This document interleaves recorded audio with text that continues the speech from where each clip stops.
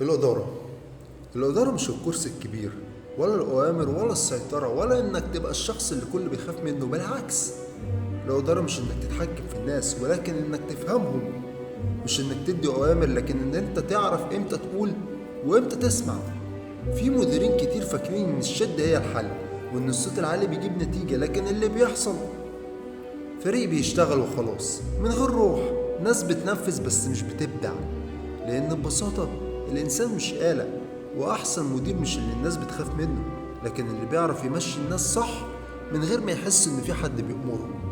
لو بتؤمر حد، ده يخليه يشتغل، لكن الإدارة الصح ده يخليه يبدع.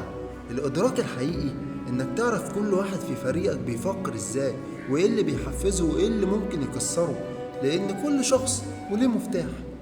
والمدير الشاطر هو اللي يعرف يلاقي المفتاح ده. تخيل معايا كده ان في فريق شغال، وكل واحد فيه حاسس ان هو مهم وان صوته مسموع. ساعتها انت مش هتحتاج تراقب حد، لان كل واحد هيبقى رقيب على نفسه. بس برضه خليني اكون صريح معاك، الاداره مش سهله، لانك هتتحط في مواقف صعبه، وهتضطر تاخد قرارات مش كلها هترضي الناس، وهتتحاسب على اخطاء مش كلها بسببك. وده طبيعي، لان الاداره معناها انك تتحمل النتيجه، مش تاخد اللقطه وبس. والمدير الحقيقي لما الفريق بينجح يقول ده مجهودهم، ولما الفريق يغلط يقول ده مسؤوليتي. وده اللي بيخلق القائد، مش مجرد مدير. وفي فرق كبير بينهم. المدير بيشغل الناس، لكن القائد بيبني الناس. المدير بيركز على الشغل، لكن القائد بيركز على الإنسان. ولو ركزت على الإنسان، الشغل هيجي لوحده.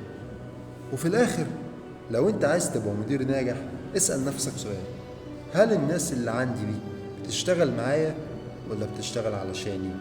لأن الإجابة دي هي اللي هتحدد أنت مين وفين.